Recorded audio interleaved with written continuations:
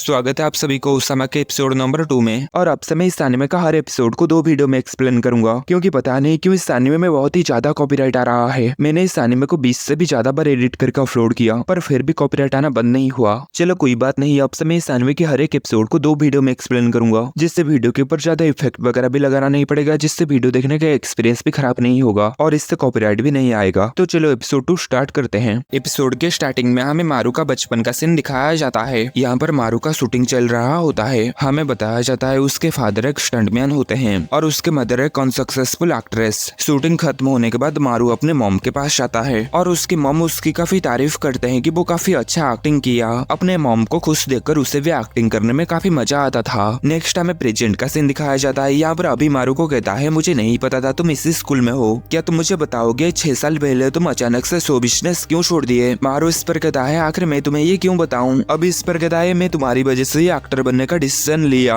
मेरे डैड तुम्हारे साथ एक हिस्टोरिकल ड्रामा में एक्टिंग किए थे और उन्होंने तुम्हारी बहुत तारीफ की, पर मुझ में कोई भी टैलेंट नहीं थी। मैं एक बार पहले ही हार मान ली थी, लेकिन मैं अभी भी एक्टर बनना चाहता था। तब काची ने बताया कि तुम इसी स्कूल में पढ़ रहे हो, जो सुनकर मारू थोड़ा सा हैरान होता है। देन अभी कहता है, मैं थोड़ी सी खोजबीन की और मुझे पता चला कि तुम काची को पसंद करते हो। मैंने सोचा कि मैं इसका इस्तेमाल कर सकता हूँ और मैं काची के साथ डेटिंग करना शुरू कर दिया ताकि मैं तुम्हें इंसल्ट कर सकूं, और ऐसा लगता है कि ये काम कर गया। मारू इस पर काफी गुस्सा हो जाता है और वो कहता है, तुम मेरे साथ ऐसा क्यों कर रहे हो? अभी कहता है, क्योंकि मैं तुमसे नफरत करता हूँ। इस पर मारू काफी गुस्सा हो जाता है और उसे मारने वाला होता है। तभी अभी कहता है, अगर तुम स्कूल से एक्सपेल होना नहीं चाहते तो लड़ाई झगड़ा मत करना। मारू यहाँ पर गुस्से में सोचता है, आखिर ये क्या है? आखिर सभी से इतना अच्छा कैसे कह सकते हैं? ये तो एक बहुत बड़ा बेवकूफ है जो कि जलन की वजह से पागल हो चुका है। आखिर काची इस तरीके के पर्सन से डेट क्यों करेगी? देन मारू उसे छोड़ देता है और अभी कहता है, मैं काची को कन्फेशन फेस्टिवल में कन्फेस्ट करने वाला हूँ। मेरी एजेंसी अभी ये नहीं चाहती कि मैं ये पब्लिश करूँ, लेकिन मैं ये बात अगर कन्फेशन फेस्टिवल में कहूंगा तो इस पर उन्हें ये मानना पड़ेगा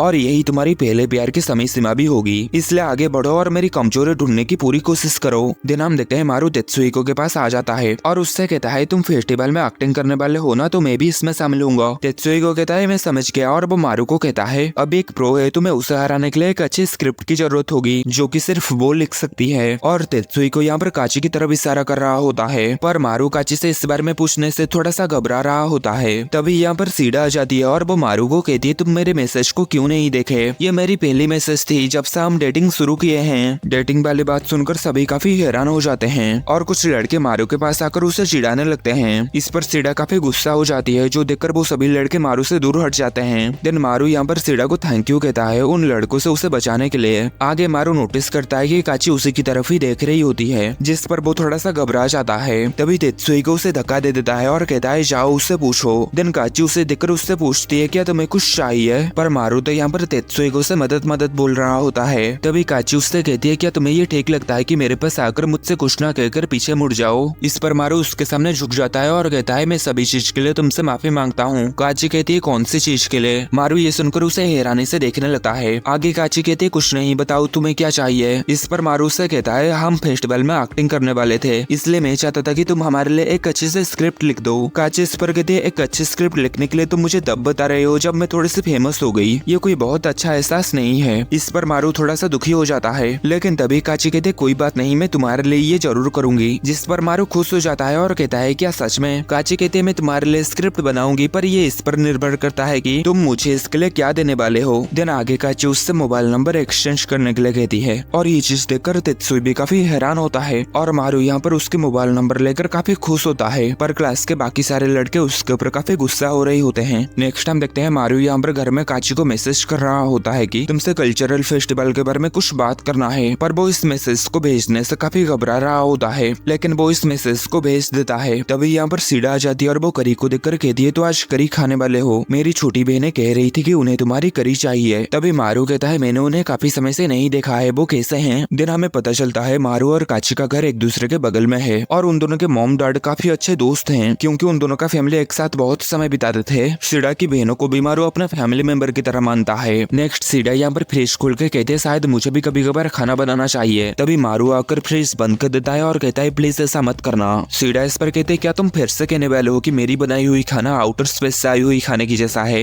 मारू कहता है, क्या तुम्हें पता है तुम्हारा खाना बनाने से कितनी बार मेरी जान जाते जाते बची? सीडा इस पर कहते, मैं इतनी भी बुरा खाना नहीं बनाती। देन वो आसपास फैली हुई कूड़ा काचिस्ट्रा को देखकर कहती है तुम्हारा घर फिर से बहुत ज्यादा गंदा है। मारू कहता है हाँ मैं अपने गर्मियों की छुट्टियां अपने डैड के साथ बिताई इसलिए यहाँ पर इतना ज्यादा कूड़ा कचरा है। सीडा कहते हैं कि अब वो फिर से पैदल चल के कंट्री पार कर रहे हैं। मारू कहता है वो अपने स्टंटमैन वाले काम करने में काफी ज्यादा बिजी है। सीडा इसके बाद उसके घर की साफ सफाई करने लगती है। मारू कहता है मैं और मेरे डैड हम दोनों ही बहुत गैर जिम्मेदार है, इसलिए मुझे खुशी होती है कि तुम मेरे मदद करने के लिए आते हो। देन वो सीडा को थैंक यू कहता है। देन सीडा यहाँ पर सफाई करते हुए उसे एक फोटो मिलता है। सीडा इस फोटो को देखकर मारू से पूछती है तुम्हारे साइड खड़ा हुआ ये बच्चा कौन है। मारू कहता है ये तो सीरो है और इसे देखकर मेरी बचपन की याद ताजा हो गई। देन वो आगे कहता है मैं बचपन में जिस ड्रामा में एक्टिंग कर रहा था उसका स्पॉन्सर का ये बेटा था और हम दोनों एक बार साथ में खेले थे और मुझे लगता है उस बच्चे ने मुझे कहा था कि वो मेरे लिए एक स्टोरी लिखेगा और वो चाहता था कि मैं इस स्टोरी में एक्टिंग करूं। सीडा इस पर कहते हैं मुझे नहीं पता था तुम्हारा ऐसा कोई भी दोस्त है और वो उस फोटो को काफी ध्यान से देखने लगती है। तभी मारू के पास काची की कॉल आ जाती है पर वो सीडा को झूठ कहते हुए कहता है तेत्सुइको का कॉल आया है इसलिए मैं 1 मिनट के लिए अपने कमरे में जा रहा हूँ। दिन वो अपने कमरे में आकर काची से स्कूल ड्रामा के बारे में बात करने लगता है।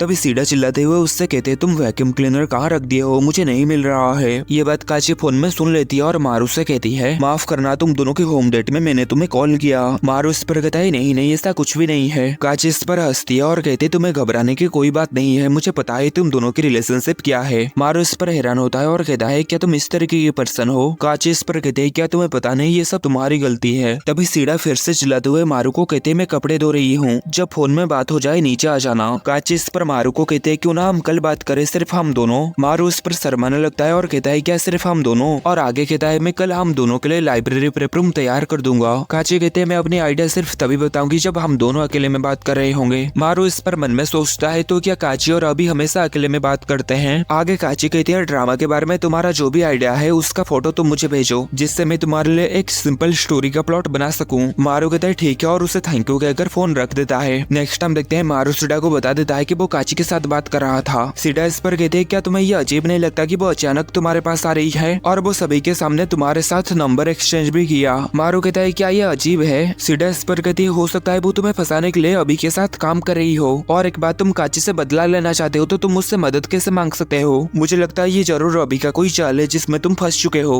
इस पर मारू काफी ज्यादा परेशान हो जाता है और गुस्से में कहता है आखिर उसकी ऐसा करने की हिम्मत कैसे हुई। सीडा कहते हैं मुझे लगता है एक्टिंग ही अभी को हराने का सिर्फ एक ही तरीका है, पर क्या तुम स्कूल ड्रामा में अच्छे से एक्टिंग कर सकते हो। मुझे नहीं लगता तुम्हें ये करना चाहिए क्योंकि तुम्हें ये किए हुए बहुत समय बीत चुका है, पर क्या अभी भी तुम इसे करना चाहते हो। मारू कहता है मेरी चिंता करने के लिए थैंक यू, पर अगर मैं इसमें कुछ भी नहीं करूंगा तो मुझे हमेशा इसकी पछतावा रहेगा, इसलिए मुझे लगता है ये मेरे लिए एक अच्छा मौका है, मैं कल इसका प्रैक्टिस करूंगा। सीडा कहते हैं खैर अगर ये काम नहीं करता है तो इसका मतलब यह है कि एक्टिंग ही वो सब नहीं है जिसमें तुम अच्छे हो, मैं फिर भी तुम्हें पसंद करती हूँ। ये सुनकर मारू काफी ज्यादा शर्माने लगता है। सीडा इस पर कहते तुम तो शर्माते हुए काफी क्यूट लग रहे हो। मारू कहता है तुम्हें भी देखना चाहिए कि तुम भी कितने लाल हो चुकी हो। सीडा कहते नहीं ऐसा नहीं है। इस पर मारू उसे मिरर में उसकी फेस दिखाने लगता है। सीडा इस पर काफी शर्मा जाती है और अपनी मुंह छुपाने लगती है और उससे कहते हैं कि तुम्हें मुझे चिढ़ाने की जरूरत नहीं है, पर मारू तो कुछ सोचकर हंस रहा होता है और आगे वो सीडा को पीछे से टच करता है जिससे सीडा काफी घबरा जाती है। देन वो सीडा की मुंह को पकड़ के उसके मुंह के काफी पास आ जाता है जैसे कि वो उसे किस करने वाला है, लेकिन वो ऐसा करने से काफी शर्मा रहा होता है और कहता है तो फिर इस बारे में क्या।